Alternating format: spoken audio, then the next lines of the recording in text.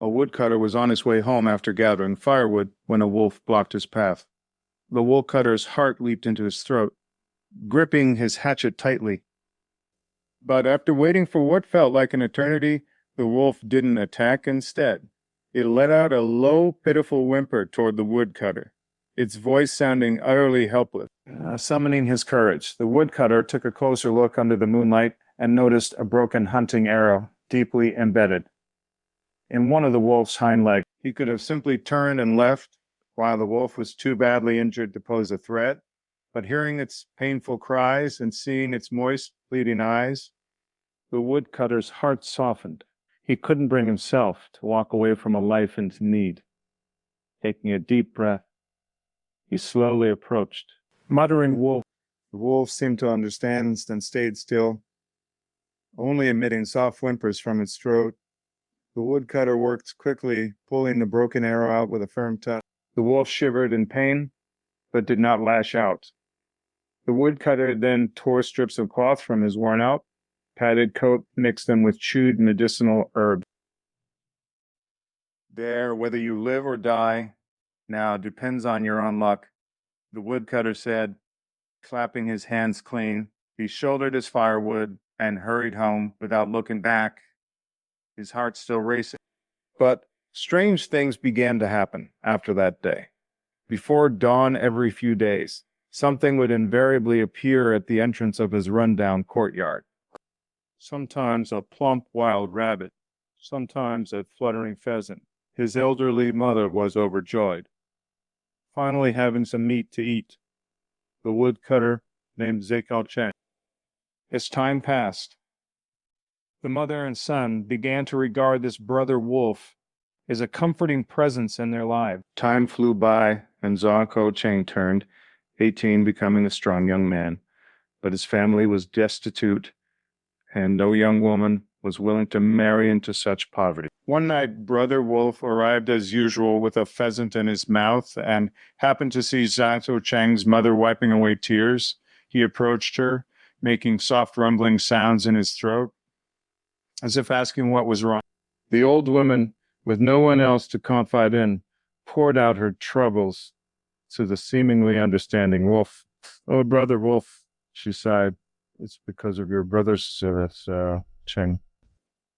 The wolf listened, its green eyes flickering. Then it turned silently and disappeared into the night. No one could have guessed that the wolf Cheng had saved was actually the Wolf King of the 100-Mile Mountain Range. The Wolf King returned to the highest cliff and howled toward the sky. The pack lay in ambush in the woods for 3 days. Finally, at noon on the third day, a lively wedding procession, complete with music and celebration, made its way through the old forest. Inside the bridal sedan was the young lady of the wealthy Lin family from town, on her way to marry into the Sun family in the city. Suddenly, a piercing wolf cry split the air in an instant. Dozens of fierce gray shadows leaped out from the trees and grass.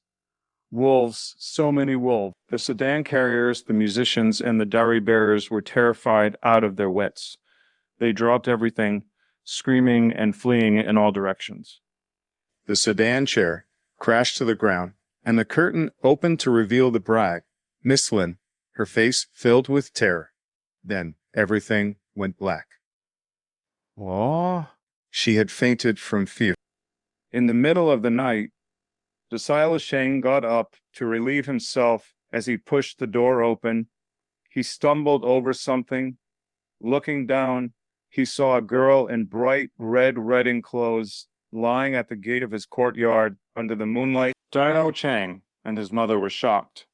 They quickly carried the girl inside, lit an oil lamp, and saw that she was beautiful, as if she had stepped out of a painting, though her face was pale and she was burning with fever. The kind-hearted old mother brewed ginger tea and carefully fed it to her. After a while, the girl gradually came to Cheng's mother's heart sank. This is bad. She thought Brother Wolf must have taken my grumbling to heart. He's caused a huge disaster after discussing it. But over there, chaos had already erupted, the bride being snatched by wolves mid-journey. Ha! No one would believe such a story. The Sun family felt suddenly humiliated and reported it to the authorities the next day, insisting it was the work of bandits. The constables searched the area where the wolves had been seen and soon arrived at Zhao Sao Cheng's house, the closest to the wood.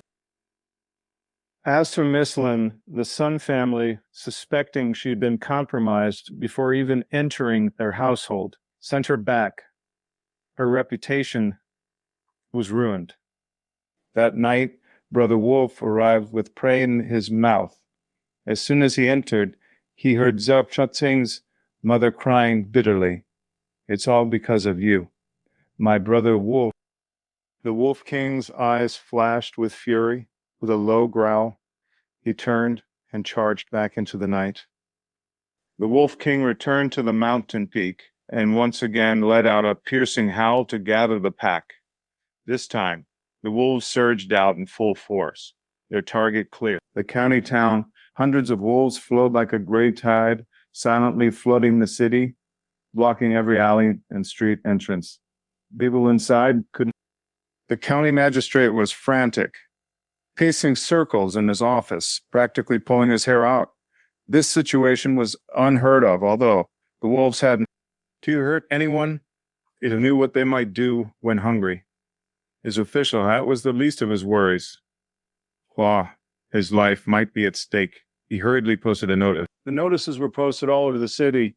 Even in the jail, when Zhao Cheng saw the notice in his cell, his heart skipped a beat, followed by wild joy. The magistrate was so skeptical, but desperate, enough to try anything. He quickly had Zhao Cheng brought out, escorted by constables.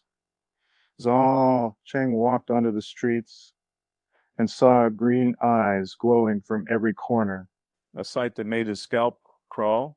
Summoning his courage, Zhao Cheng called out in a way the wolves would understand. Finally, at the city gate, he saw the familiar figure.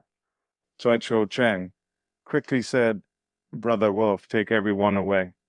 They promised me that if you leave, they'll just release me. Go back and tell my mother. Well, if I'm not home by tomorrow.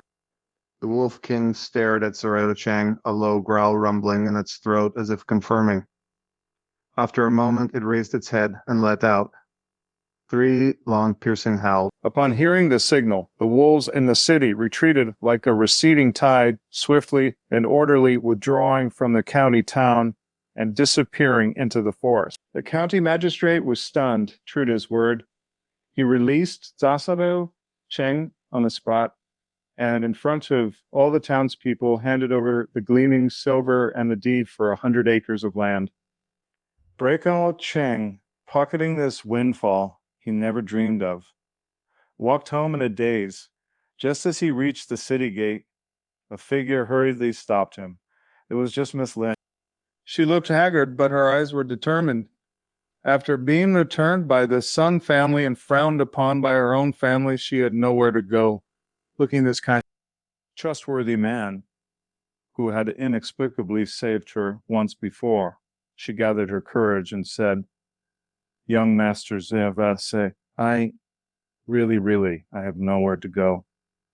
If you do not despise me. Zhao Cheng's heart was filled with surprise and joy, but more than anything, guilt. Wasn't he the source of all her troubles? Without hesitation, he said solemnly, Miss, rest assured, Sai Espoyo Chang will not let you suffer the slightest grievance.